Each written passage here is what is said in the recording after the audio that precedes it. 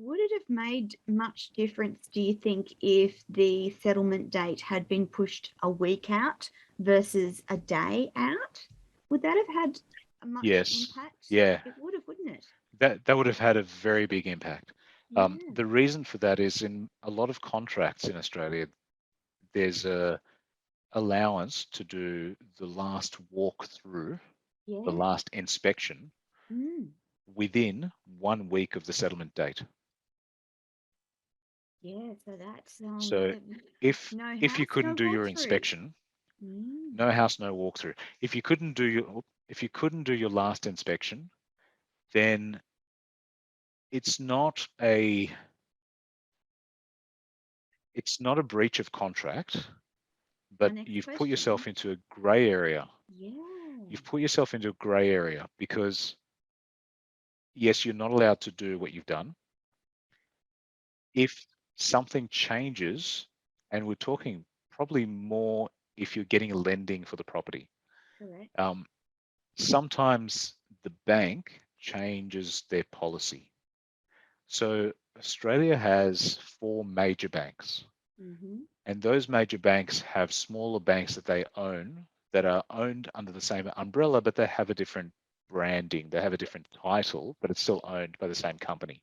And different Um, policies, for I'm example, guessing. Westpac, Mm-hmm. absolutely. For Mm-hmm. example, Westpac and St. George. Yeah. If you look at the bank that you're using, and it might be one of the top four banks in Australia, Mm-hmm. they would get a memorandum that circulates from their head office when they Mm. make a change. Mm. If your approval is in two categories, so an approval for lending Mm. generally starts off as a hypothetical request. So you make a very rough request saying, if I was to buy something approximately this price and I have approximately this much money in my bank account and Mm. I earn approximately this This much money much. from my job, Mm.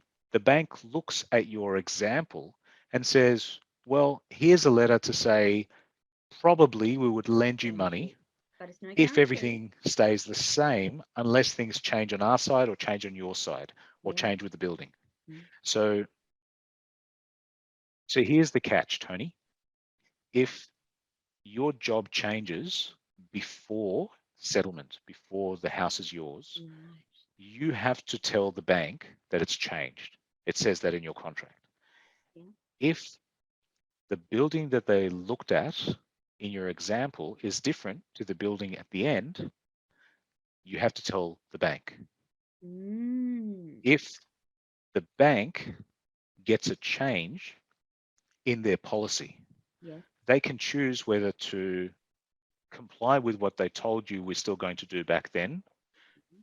with your example, but Yes. it's not compulsory for them to do it. So let's say a year and a half ago, Mm. when things changed in the financial markets Mm. to change the status of jobs that were not essential workers. So Yeah. some people that worked in an office could not show up to the office anymore, Mm-hmm. and they changed their duties to be a different type of duty for an unknown period of time in the future. Uh-huh. The banks can choose to now accept it or not accept it. And that would depend on how risky your job title was, according to Right. what the bank's head office told them in an email.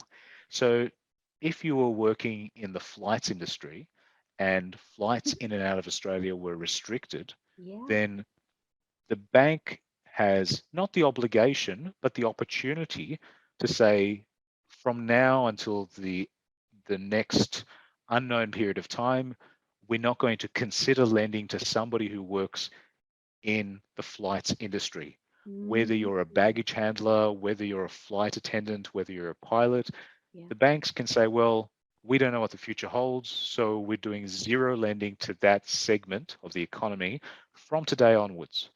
Okay. If you bid at auction and you signed and paid your deposit on auction day, Uh-huh. let's say it was a Saturday, and this news came out on the Tuesday, you're committed to buying that property.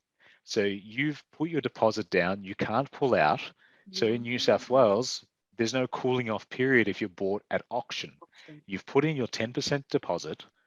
Now, maybe fewer people want to invest because the world economy has changed, the Mhm. travel industry has changed. Yeah.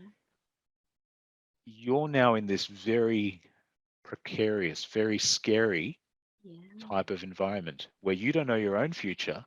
The bank doesn't know your future. You don't know if you can afford it, but you Yeah. can't find somebody else to jump into your shoes and to buy it at the same price you bought it at because news has just come out on the Yeah. Tuesday. Yes. So the banks will now restrict your industry, but the other potential buyers that may have been there at auction are no longer there. They've decided that they Mm. lost that one, so they bought something else. Something else. Um, it puts you in a very risky situation. So Oh when we said that gosh. there was three different levels of the stage that the lending is at, the Uh-huh. first one is that hypothetical talk of saying, if you're earning this and the house looks like this and you've got that much money in your account, we'll probably say yes.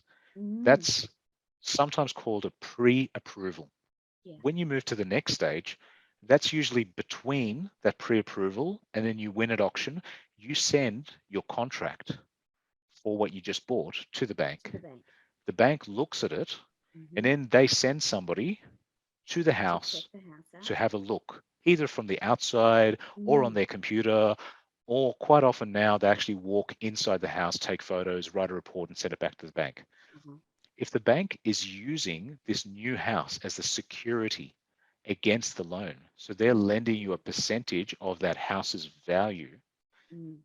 it depends whether you went from pre-approval to formal approval without settlement. So settlement is the final stage when they Yeah. actually hand over the money. Money. Once they hand over the money, that's a different set of laws and a different set of conditions. But in that Yes. space between your pre-approval and your formal approval, Yeah. some type, whether it might be a 6 week period from your auction date to settlement date, Mm. during that time, it might take them a week, 3 weeks, 5 weeks to send the valuer through to make sure the property has the correct value. Yeah. Let's say that they've left it to a week before settlement and the house has been knocked down. The valuer comes out, they drive to the location and there's no house No at the house. location. The bank says, you should have told us, you didn't tell us, you've broken your contract, we're Yeah. out. If the bank pulls out at the last minute, if you go to a different bank, you still have to tell them that there was a previous bank and they rejected you. So put yourself in the shoes of the new bank. Oh They're going to gosh. be very suspicious. More Definitely. importantly, they're going to look at the empty spot where the house was and And still go, say that it's an empty spot. So yeah. if it happened a week before settlement rather than a day before settlement, it would depend whether your formal approval was put through or not, or whether you're still at the pre-approval stage.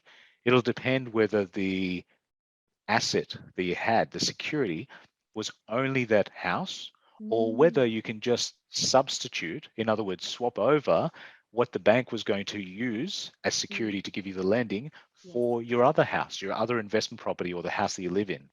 And if they allow that to happen quite quickly and you can still make the correct settlement date, Yes. you might be okay. Yeah. But if you didn't tell them you're going to knock it down and you knocked it down without their permission, Mm. even after settlement, remember we said there's three stages, the Yes. pre-approval, the formal Yes. approval, And and then after settlement. unconditional. Yes. So they've lent you the money. It's unconditional. They've lent you the money. They've transferred the money to the vendor, to the person who Mm-hmm. sold you the house. Mm-hmm. Then you knock down the house without telling them. Again, you've broken the law. The contract says that they're lending you the money on the condition that there is security there. Yeah. So all of a sudden, without telling them, you've taken away the house that they own 80% or 90% of. They're not going to be happy. So No. there's so much involved with knocking down a house, especially if you're doing any lending. If you're borrowing, not lending, if you're borrowing. Yes. If Yes. you're Yes. doing borrowing through a bank or a financial institution or even private lending, the minute that you've They've got got to somebody know. who's given you money to do something, they have to know and they have to approve it in writing for Mm. you. Yeah. Sometimes when we were talking before about building on the piece of land and the builder giving you a stage by stage contract to say they're responsible for both the land and the house up to the level that you agreed on for this Mhm. amount of money. Mhm. If you've done that with the bank has approved what they call quite often a construction loan. Yeah. Then on the construction loan, they realize that during the first period of time, the There's not going house to will be a be house. knocked down, will be bulldozed and removed and demolished. Mm. They realize this, they agree to it, Mm. and they only release part of the money to allow you to Get the buy the house land, first. Yes. to demolish the house, to build a concrete slab before they pay out the next amount of money, to build a frame for the house before they release the next amount of money, to do the finished product before they release the final amount of the money. Yeah. So because the bank realizes this, they're only lending you the proportion they're comfortable with against the security that they Right. control. It might be the land that they own until you've finished everything. Mm. So they realize that and they've approved it. Mm. So yeah, it's not always a disaster to have something knocked down before you own it. Uh, it's not a clever thing to do. So make sure if something Oh, changes with the settlement date, you change all your contractors, all your demolition yes. crew, all the equipment you're going to rent, anything you want to deliver to site. Keep a record of everything. So if something changes, Mm. follow the list and write change all of this, change the mailing address, change the Yes. delivery address, change the Yes. demolition date.